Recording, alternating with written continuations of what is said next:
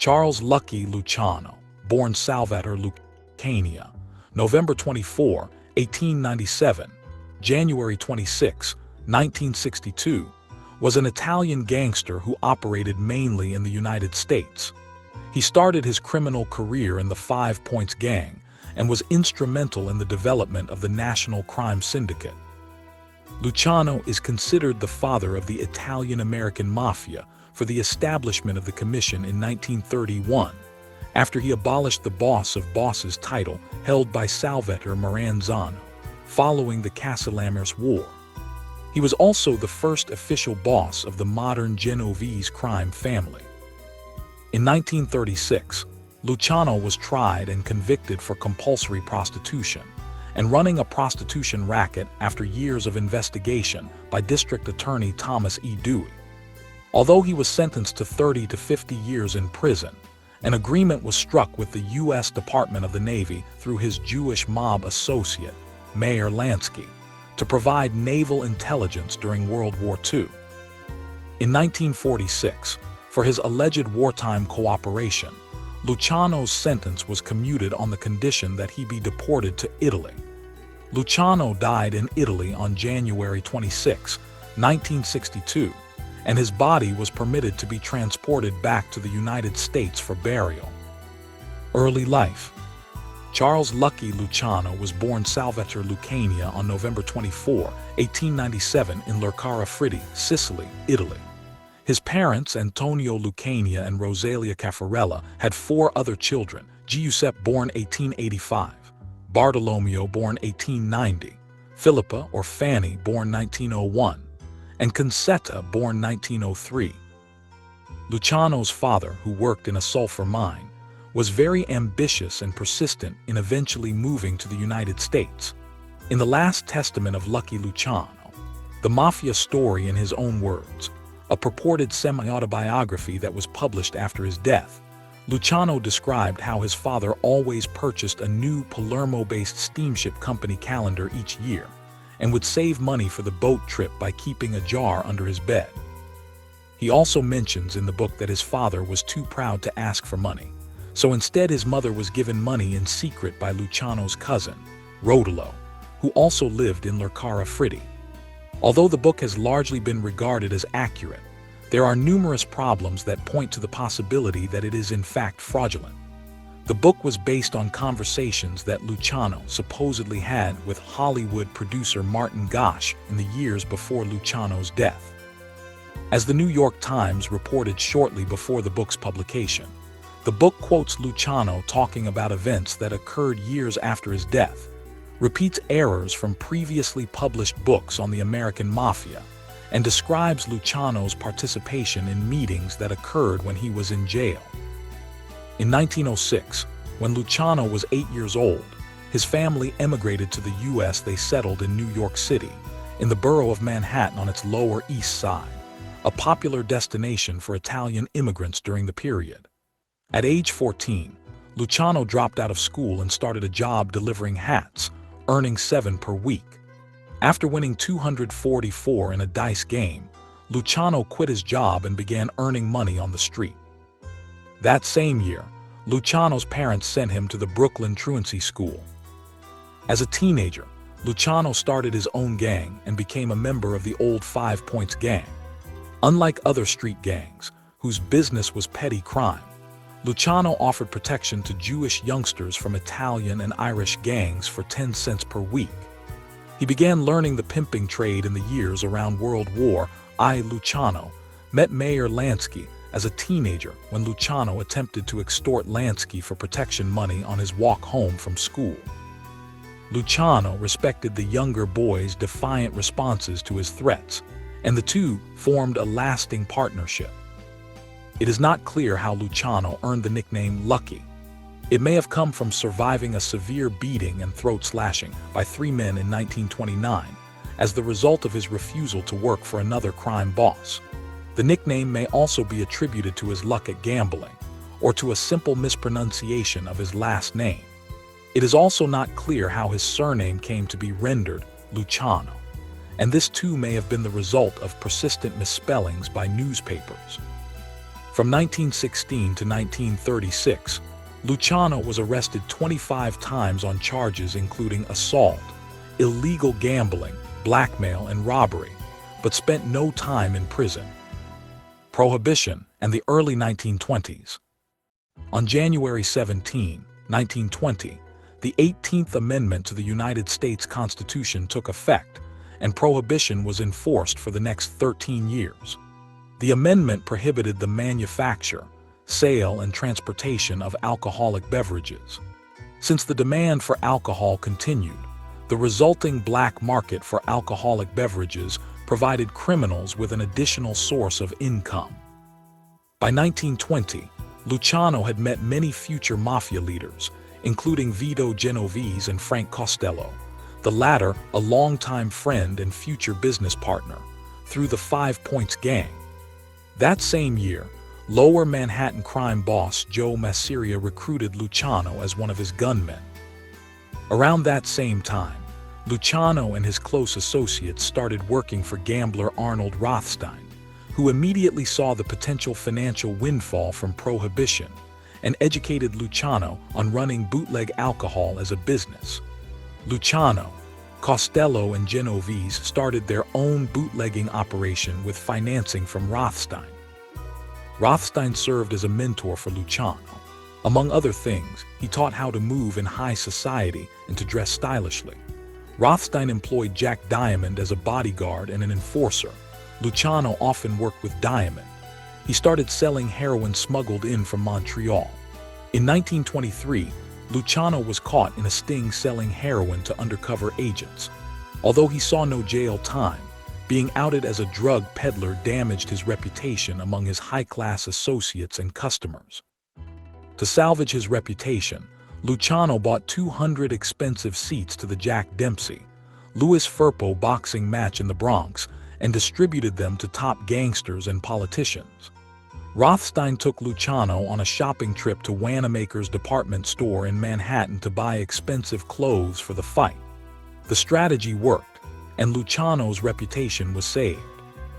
By 1925, Luciano was grossing over $12 million per year and made a personal income of about $4 million per year from running illegal gambling and bootlegging operations in New York that also extended into Philadelphia.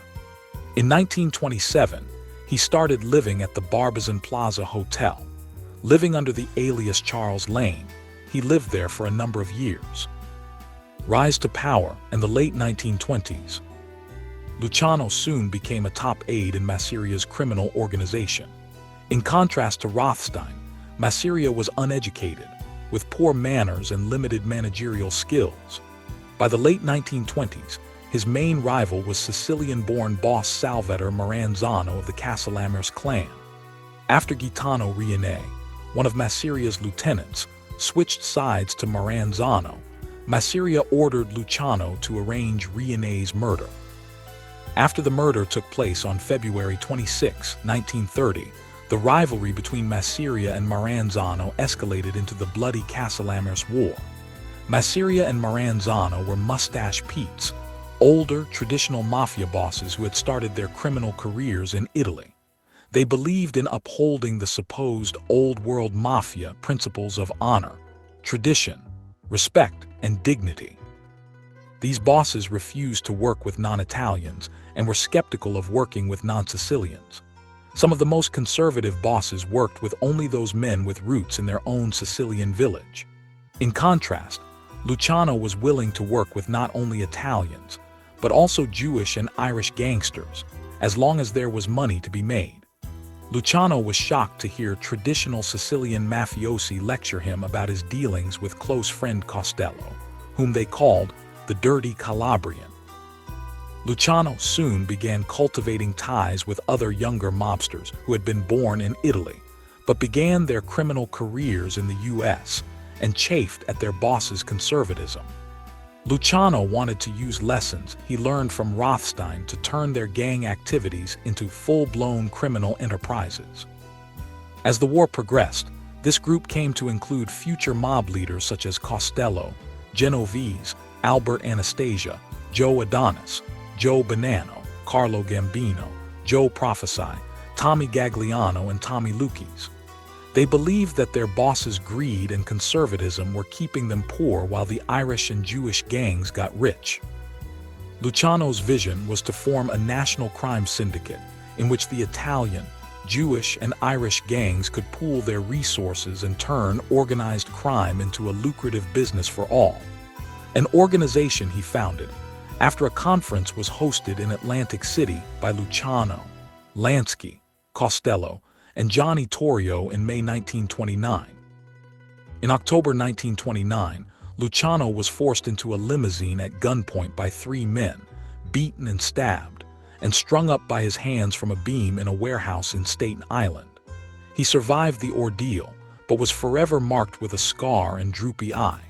The identity of his abductors was never established. When picked up by the police after the assault, Luciano said that he had no idea who did it. In 1953, Luciano told an interviewer that it was the police who kidnapped and beat him in an attempt to find Jack Legs Diamond. Another story was that Maranzano ordered the attack. Power play.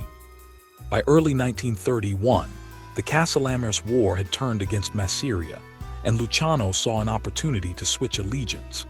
In a secret deal with Maranzano, Luciano agreed to engineer Masseria's death in return for receiving his rackets and becoming Maranzano's second-in-command. Adonis had joined the Masseria faction, and when Masseria heard about Luciano's betrayal, he approached Adonis about killing Luciano. However, Adonis instead warned Luciano about the murder plot. On April 15, 1931, Masseria was killed at Nuova Villa Tamaro, a Coney Island restaurant in Brooklyn.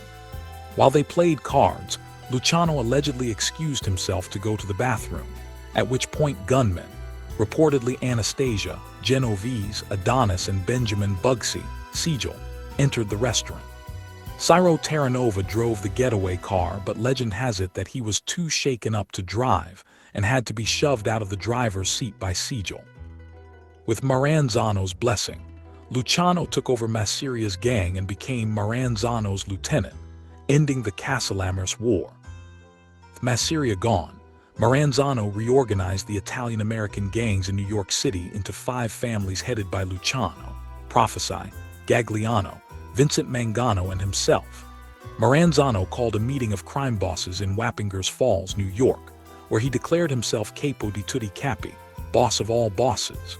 Maranzano also whittled down the rival families' rackets in favor of his own.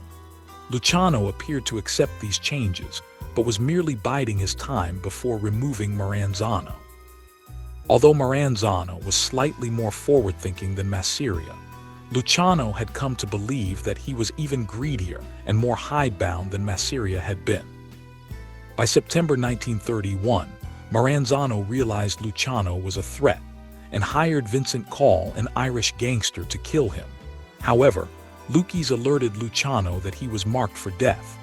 On September 10, Maranzano ordered Luciano, Genovese, and Costello to come to his office at the Helmsley Building in Manhattan. Convinced that Maranzano planned to murder them, Luciano decided to act first. He sent to Maranzano's office Lucchese and 4 Jewish gangsters, secured with the aid of Lansky and Siegel, whose faces were unknown to Maranzano's people. Disguised as government agents, 2 of the gangsters disarmed Maranzano's bodyguards. Lucchese identified Maranzano to the other 2 gangsters, who proceeded to stab the boss multiple times before shooting him. This assassination was the first of what would later be fabled as the Night of the Sicilian Vespers. Several days later, on September 13, the corpses of 2 Maranzano allies, Samuel Monaco and Louis Russo, were retrieved from Newark Bay, showing evidence of torture. Meanwhile, Joseph Siragusa, leader of the Pittsburgh crime family, was shot to death in his home. The October 15 disappearance of Joe Artisan, head of the Los Angeles crime family, would later be regarded as part of this alleged plan to quickly eliminate the Mustache Pete's. The idea of an organized mass purge, directed by Luciano, has been debunked as a myth. Reorganizing Cosa Nostra and the Commission. With the death of Maranzano, Luciano became the dominant crime boss in the U.S. He had reached the pinnacle of the underworld, setting policies and directing activities along with the other mafia bosses. His own crime family controlled lucrative criminal rackets in New York City such as illegal gambling, extortion, bookmaking, loan sharking, and drug trafficking. He became very influential in labor union activities and controlled the Manhattan waterfront, garbage hauling, construction, garment district businesses, and trucking. Although there would have been few objections had Luciano declared himself capo di tutti capi, he chose to abolish the title, believing the position created trouble between the families and made himself a target for another ambitious challenger. Instead, Luciano chose to quietly maintain control by forging unofficial alliances with other bosses. At the same time, Luciano did not discard all of Maranzano's changes, as he believed that the ceremony of becoming a made man in a crime family was a Sicilian anachronism. Genovese ultimately persuaded Luciano to keep the ceremony, arguing that young people needed rituals to promote obedience to the family. Luciano remained committed to omertà, the oath of silence, to protect the families from legal prosecution. In addition, he kept Maranzano's structure of 5 crime families in New York. Luciano elevated his most trusted Italian associates to high-level positions in what was now the Luciano crime family. Genovese became underboss in Castello Consigliere. Adonis, Michael Trigger Mike, Coppola, Anthony Strallo, Willie Morty, and Anthony Carfano all served as caporgimes. Because Lansky and Siegel were non-Italians, neither man could hold official positions within any mafia family. However, Lansky was a top advisor to Luciano and Siegel a trusted associate. Later in 1931, Luciano called a meeting in Chicago with various bosses, where he proposed a commission to serve as the governing body for organized crime. Designed to settle all disputes and decide which families controlled which territories, the commission has been called Luciano's greatest innovation. His goals with the commission were to quietly maintain his own power over all the families and to prevent future gang wars. The bosses approved the idea of the commission. The commission was originally composed of representatives of the 5 families of New York, the Buffalo crime family, and the Chicago outfit. Later, the crime families of Philadelphia and Detroit were added, with smaller families being formally represented by a commission family. The commission also provided representation for Jewish criminal organizations in New York. The group's first test came in 1935, when it ordered Dutch Schultz to drop his plans to murder Special Prosecutor Thomas E. Dewey. Luciano argued that such an assassination would precipitate a massive law enforcement crackdown. The National Crime Syndicate had enacted a hard and fast rule stating that law enforcement and prosecutors were not to be harmed. An enraged Schultz said he would kill Dewey anyway and walked out of the meeting. Later, Anastasia approached Luciano with information that Schultz had asked him to stake out Dewey's apartment building on 5th Avenue. Upon hearing the news, the commission held a discreet meeting to discuss the matter. After 6 hours of deliberations, the commission ordered Lep Buchalter to eliminate Schultz. On October 23, 1935, before he could kill Dewey, Schultz was shot in a tavern in Newark, New Jersey, and succumbed to his injuries the following day. Prosecution for pandering. During the early 1930s, Luciano's crime family started taking over small-scale prostitution operations in New York City. In June 1935, New York Governor Herbert H. Lehman appointed Dewey, a United States attorney, as a special prosecutor to combat organized crime in the city. Dewey's assistant district attorney, Eunice Carter, led an investigation that connected Luciano to this prostitution network. Carter began to build a case of prostitution racketeering, founded on evidence from interviews with prostitutes and wiretaps. On February 2, 1936, Dewey authorized a raid on 200 brothels in Manhattan and Brooklyn, earning him nationwide recognition as a major gangbuster. He took measures to prevent police corruption from impeding the raids.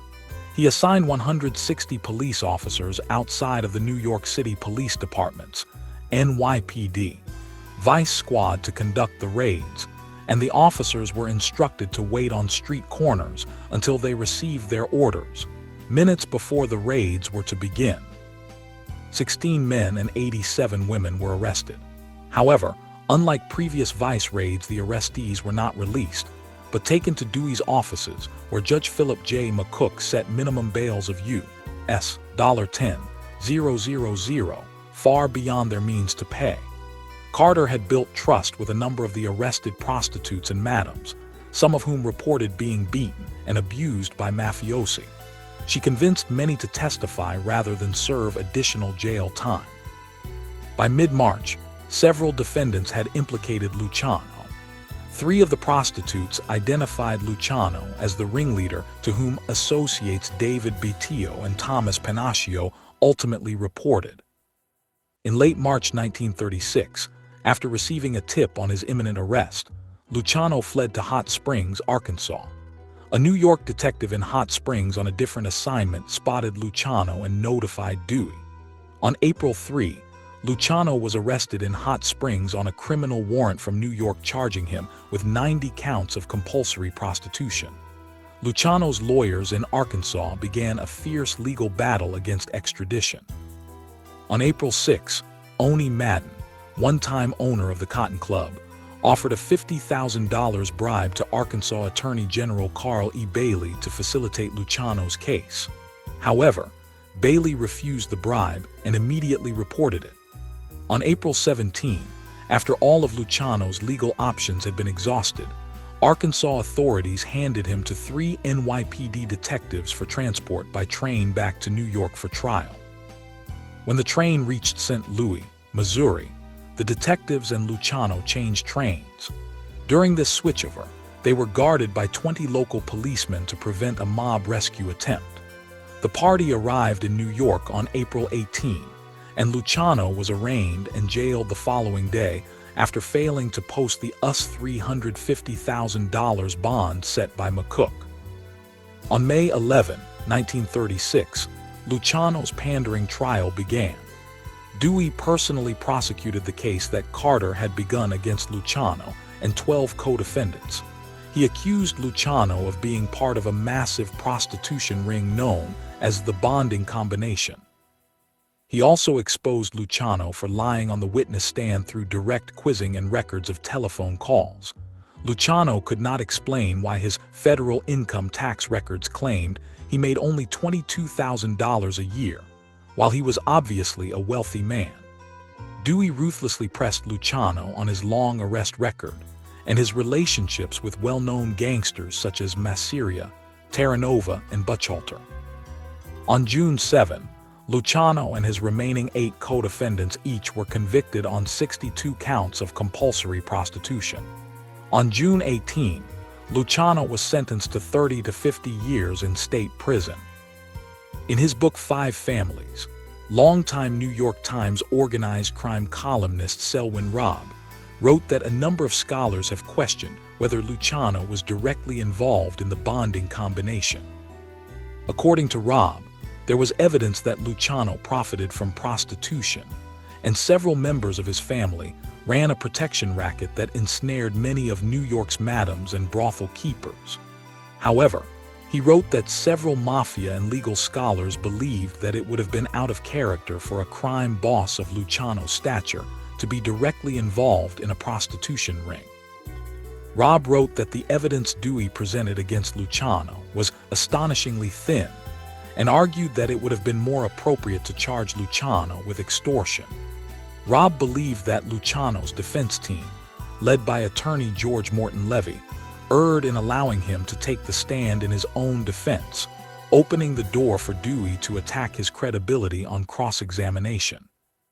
All 4 of the prostitutes who directly implicated Luciano in the bonding combination, Nancy Presser, Mildred Harris, Thelma Jordan, and Florence Cokie Flo Brown, recanted their testimony after the trial, and at least 2 of Luciano's contemporaries have denied that he was ever part of the combination.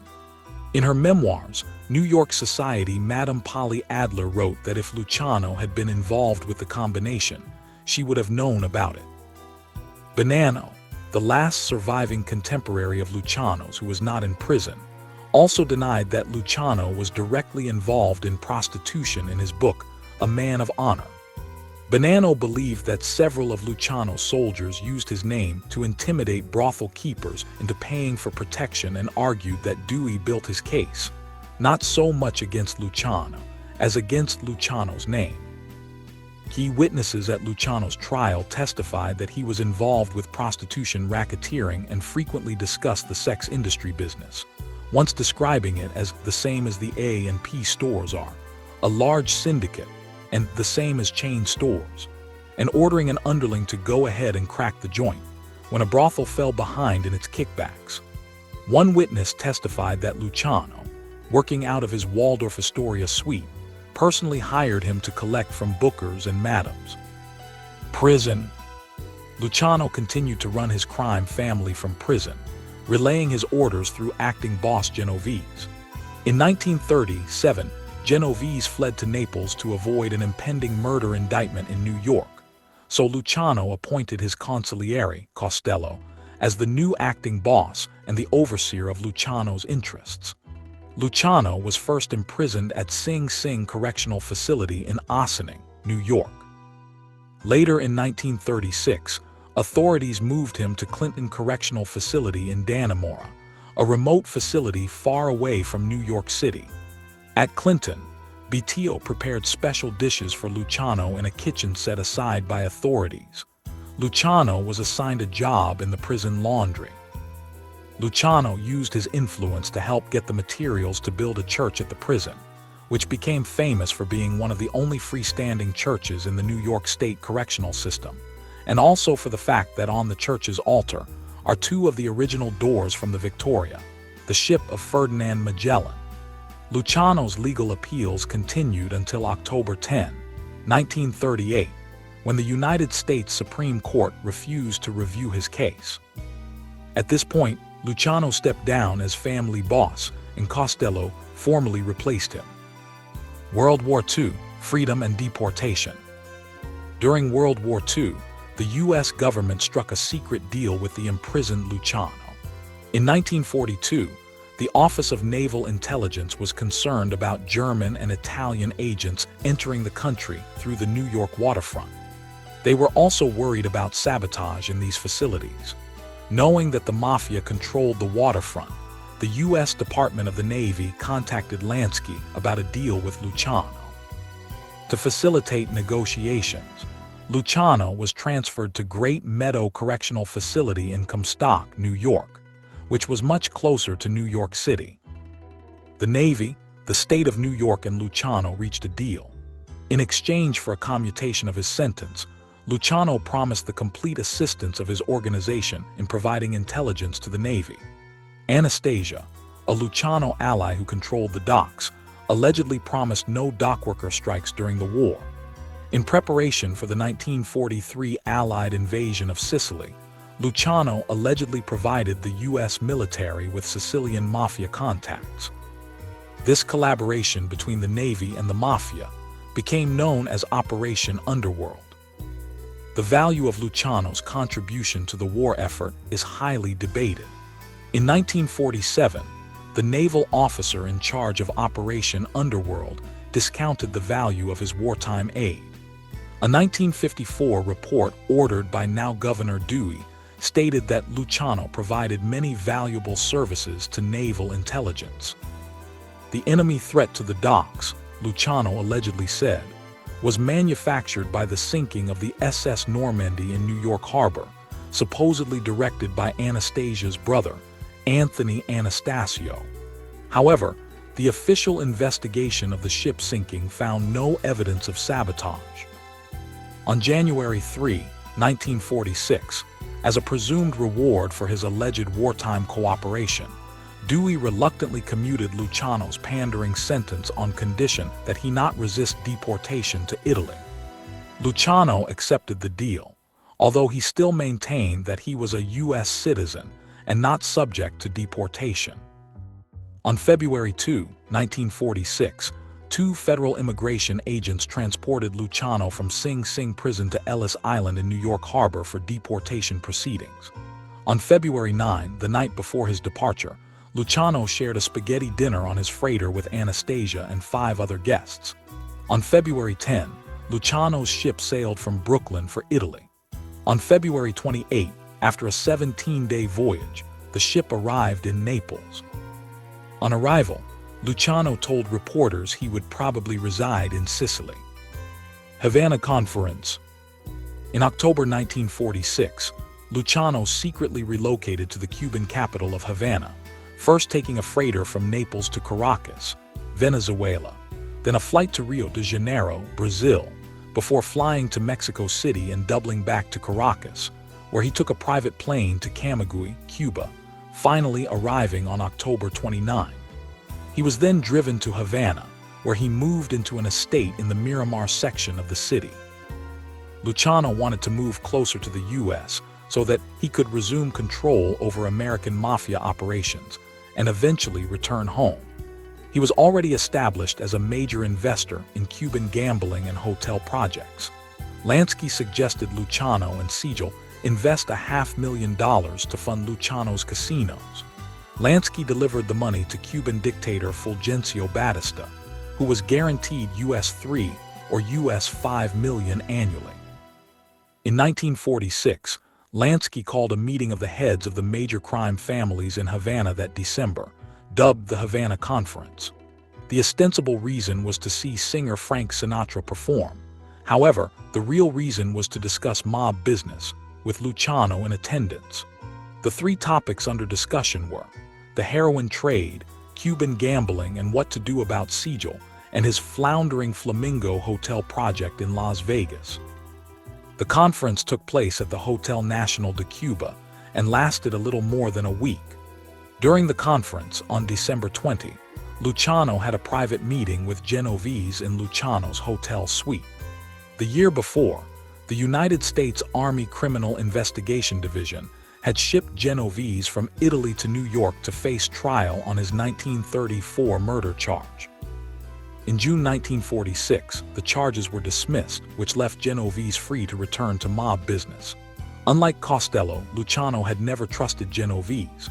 In the meeting, Genovese tried to convince Luciano to become a titular boss of bosses and let Genovese run everything.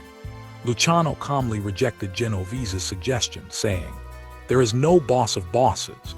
I turned it down in front of everybody. If I ever change my mind, I will take the title, but it won't be up to you. Right now, you work for me, and I ain't in the mood to retire. Don't you ever let me hear this again, or I'll lose my temper." Soon after the conference began, the U.S. government learned that Luciano was in Cuba. Luciano had been publicly fraternizing with Sinatra as well as visiting numerous nightclubs, so his presence was no secret in Havana. The U.S. started putting pressure on the Cuban government to expel him.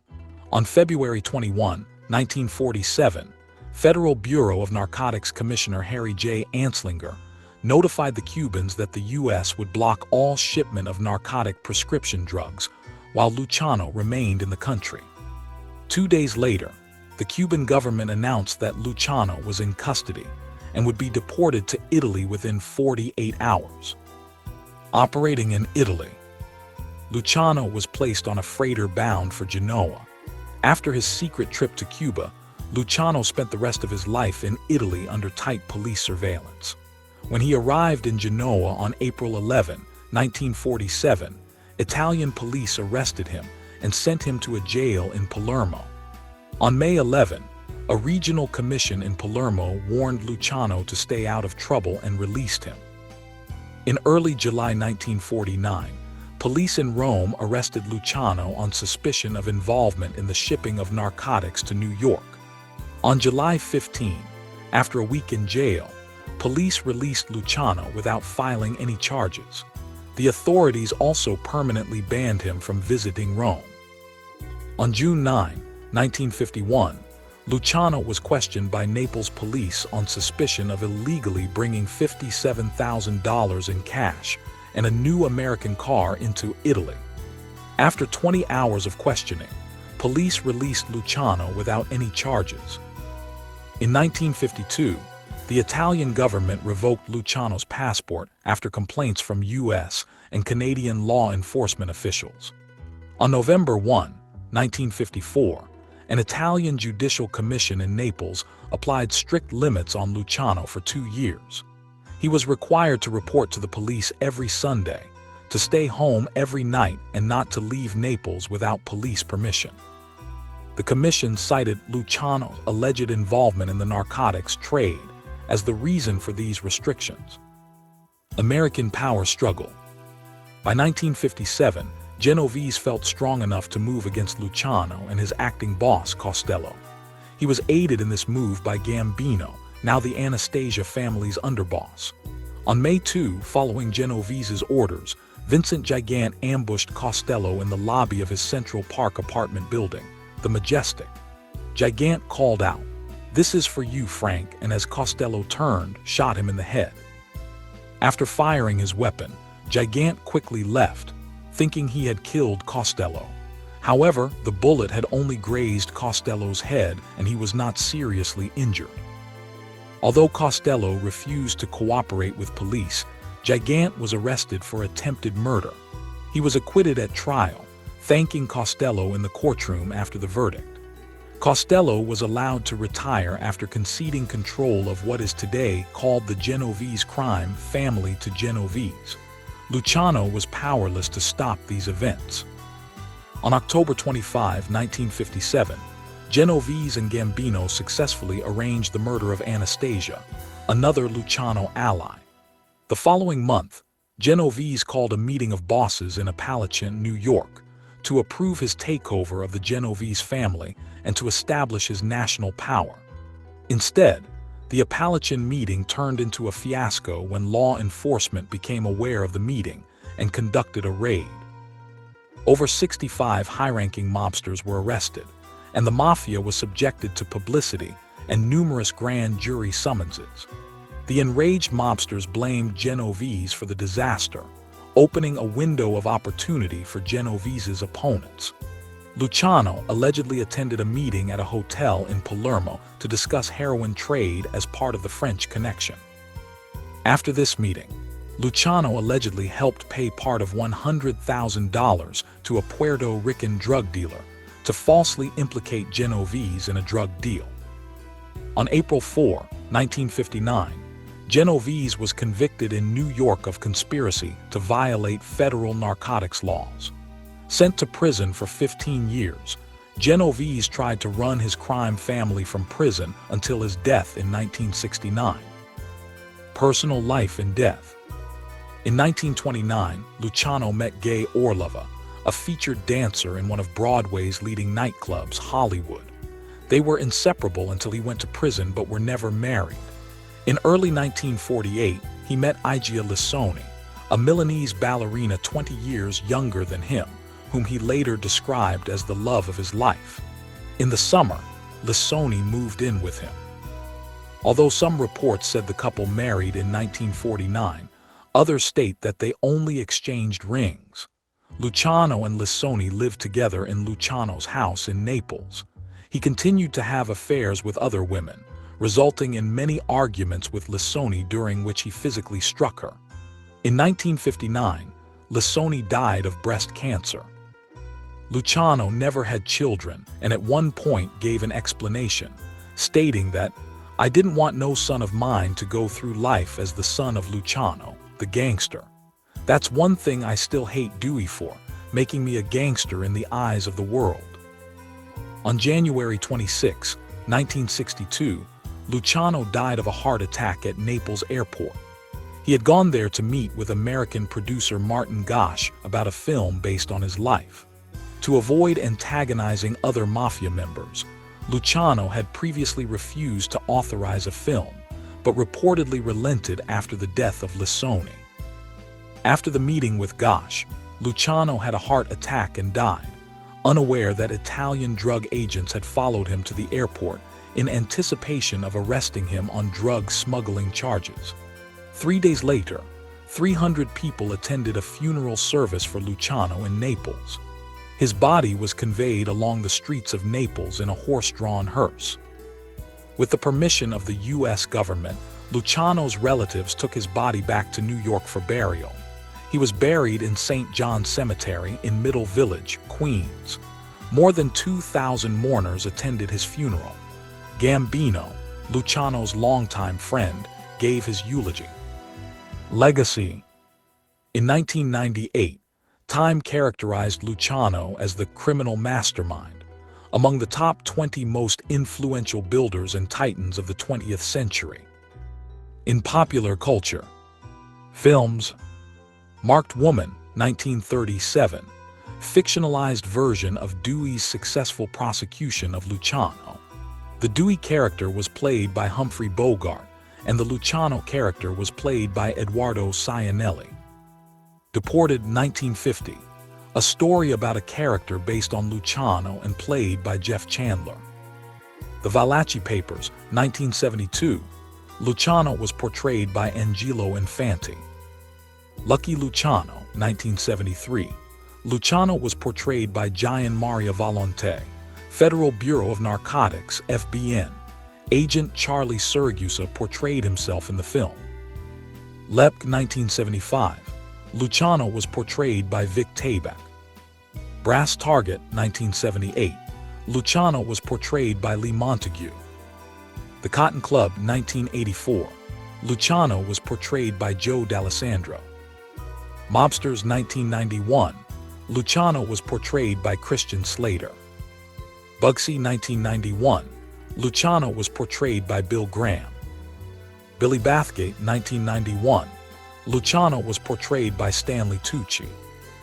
White Hot, The Mysterious Murder of Thelma Todd, TV 1991, Luciano was portrayed by Robert Davi.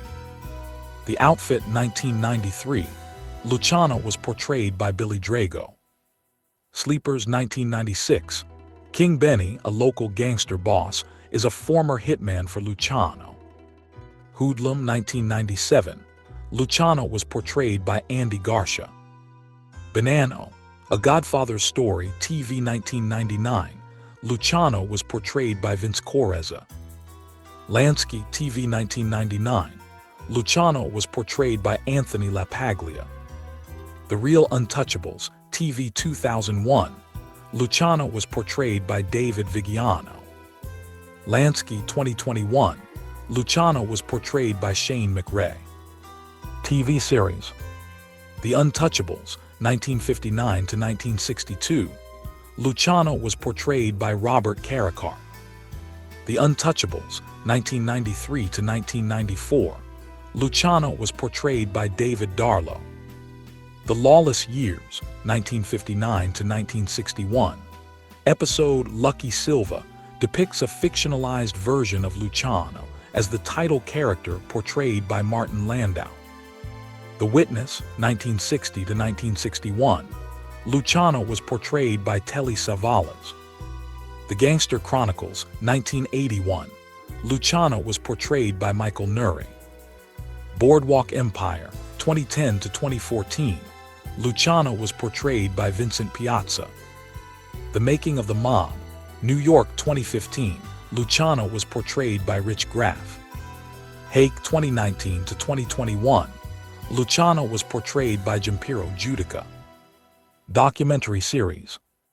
Mafia's Greatest Hits, Luciano features in the second episode of UK History TV channel Yesterday's documentary series. Books. Luciano's Luck by Jack Higgins, 1981. Fictional based on the Luciano's World War II supposed war efforts. The Last Testament of Lucky Luciano by Martin A. Gosh and Richard Hammer, 1975. Semi-autobiographical, based on Luciano's entire lifespan as dictated by him. Live by Night by Dennis Lehane, 2012. Luciano is a minor character appearing in the story of fictional gangster Joe Coughlin. He is further mentioned in the sequel World Gone By. Santangelo Novels, 1981 to 2015, by Jackie Collins, Lucky Santangelo named after Luciano. Video game. A3, 2017, by Liber Entertainment. The Autumn Troupe's first play references the names of Luciano and Lansky. Music: Alternative Trap by Lucky, 2013. The face of Luciano can be seen on the album cover.